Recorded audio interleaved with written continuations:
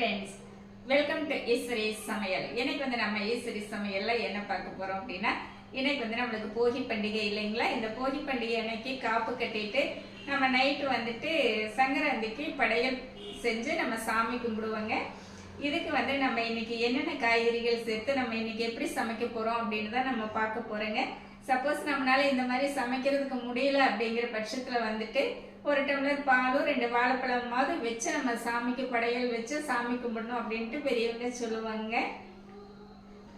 இன்னைக்கு இந்த போகி பண்டிகைக்கு என்னுடைய வீவர்ஸ், சப்ஸ்கிரைபர்ஸ், நியூ வீவர்ஸ் அனைவருக்கும் போகி பண்டிகை பொங்கல் நல்வாழ்த்துக்கள்ங்க. இப்ப இந்த ரெசிபி எப்படி செய்யலான்ட்டு பார்க்கலாம் வாங்க. இன்னைக்கு நம்ம சங்கராந்திக்கு சமையல் பண்ண போறோங்க. அதுக்கு நம்ம காயெல்லாம் எடுத்து வச்சிருக்கிறோம். அவரைக்காய், பூசணிக்காய், சாம்பாருக்கு கத்திரிக்காயும் அவரைக்காயும் வெட்டி வச்சுருக்கோங்க. பருப்பு நான் வேக வச்சு எடுத்து வச்சுருக்கேன். இப்போ நம்ம சாம்பார் தாளித்து விட்டுக்கலாங்க. 1 ஸ்பூன் எண்ணெய் சேர்த்திக்கலாம்.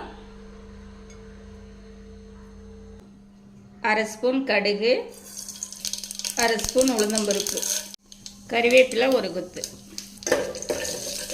அடுத்து நம்ம தக்காளி சேர்த்திக்கலாங்க. ஒரு 2 தக்காளி கட் பண்ணி வச்சுருக்கேன், சேர்த்திக்கலாம்.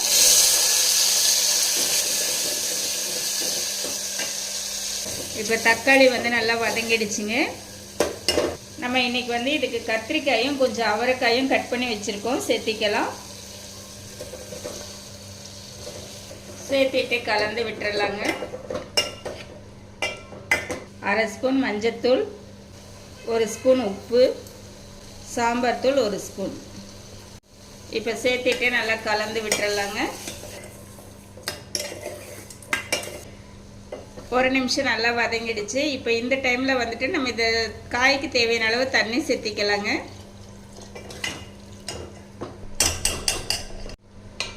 மூடி போட்டுக்கலாங்க. இந்த காய் நல்லா வெந்து வரட்டும்.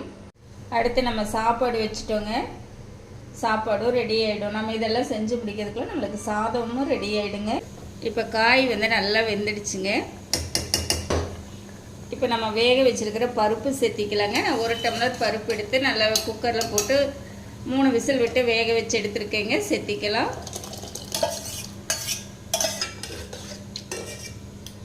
இப்போ கொஞ்சமாக உப்பு சேர்த்திக்கலாங்க. இந்த பருப்பு சேர்த்திருக்கோம் இல்லைங்களா, அதுக்கு கொஞ்சமாக சேர்த்திக்கலாம். இப்போ கலந்து விட்டுறலாங்க. அடுத்து ஒரு சின்ன துண்டு புளி கரைச்சி வச்சுருக்கேங்க, சேர்த்திக்கலாம். ஸோ சேர்த்திட்டு நல்லா கலந்து விட்டுறலாங்க. இந்த சாம்பார் ஒரு 2 கொதி வந்ததுன்னா நம்மளுக்கு கரெக்டாக இருக்குங்க. ஒரு 1/4 ஸ்பூனுக்கு குறைவாக பெருங்காயம் சேர்த்திக்கலாங்க. கொஞ்சமாக மல்லி இலைகள் சேர்த்திக்கலாம். அவ்வளோதாங்க, நம்மளுக்கு சாம்பார் நல்லா ஜம்முன்னு ரெடி ஆகிடுச்சுங்க. எடுத்துக்கலாம். பார்த்தீங்களா. அடுத்து நம்ம பூசணிக்காய் பொரியல் செஞ்சுக்கலாங்க. அதுக்கு நம்ம 1 ஸ்பூன் அளவு எண்ணெய் சேர்த்திக்கலாம். 1/2 ஸ்பூன் கடுகு. இப்போ கடுகு நல்லா பொரிஞ்சிட்டு இருக்குதுங்க. 1 ஸ்பூன் உளுந்தம்பருப்பு, 1 ஸ்பூன் கடலைப்பருப்பு, 2 பச்சை மிளகாய் கீரி கட் பண்ணி சேர்த்திக்கலாங்க.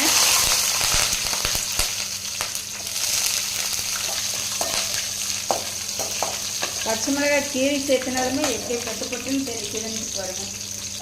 1 கொத்து கறிவேப்பிலை. நம்ம கட் பண்ணி வச்சுருக்கிற பூசணிக்காய் சேர்த்திக்கலாங்க. சேர்த்திட்டு ஒரு டைம் இந்த மாதிரி நல்லா கலந்து விட்டுறலாங்க. 1/2 ஸ்பூன் உப்பு சேர்த்திக்கலாம். 1/2 ஸ்பூன் மஞ்சத்தூள் கலந்து விட்டுறலாங்க. இந்த மாதிரி கையில் ஊற்றி 1 கை அளவுக்கு தண்ணி இப்படி தெளித்து விட்டுக்கலாங்க. ஏன்னா பூசணிக்காய் சீக்கிரமாக வெந்துடும். அதனால் நம்ம அதிகமாக தண்ணி சேர்த்திட்டோம் அப்படின்னா நல்லா குழஞ்ச மாதிரி ஆகிடுங்க. சும்மா லைட்டாக இந்த அளவுக்கு தான் இருக்கணும்.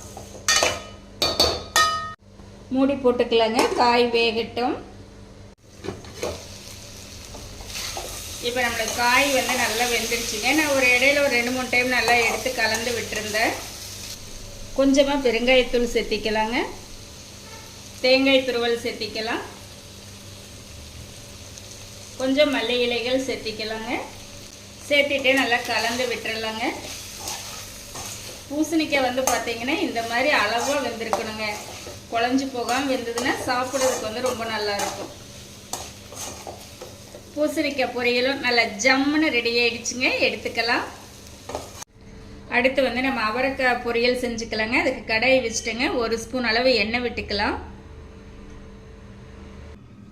1/2 ஸ்பூன் கடுகு, 1 ஸ்பூன் கடலைப்பருப்பு, 1/2 ஸ்பூன் உளுந்து, 1 கொத்து கறிவேப்பிலை.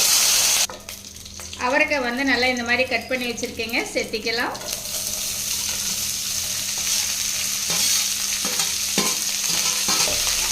சேர்த்துட்டு நல்லா கலந்துடலாங்க. 1/4 ஸ்பூன் மஞ்சத்தூள், 1/4 ஸ்பூன் குழம்பு மிளகாய் தூளுங்க. மிளகாய் சேர்த்துறத விட நீங்கள் இந்த மாதிரி சேர்த்து செஞ்சீங்கன்னா பொரியல் வந்து இனிமேல் நல்லா டேஸ்ட்டாக இருக்கும். ஒரு 1/4 ஸ்பூன் உப்பு சேர்த்திக்கலாங்க. இப்போ நல்லா கலந்து விட்டுக்கலாம். இப்போ நல்லா கலந்து விட்டுட்டேங்க. இந்த மாதிரி 1 கை அளவு தண்ணி சேர்த்திக்கலாங்க. சேர்த்துட்டு நம்ம மூடி போட்டுக்கலாங்க. காய் வந்து வேகட்டும். அடுப்பு வந்து மீடியமாக வச்சுக்கோங்க.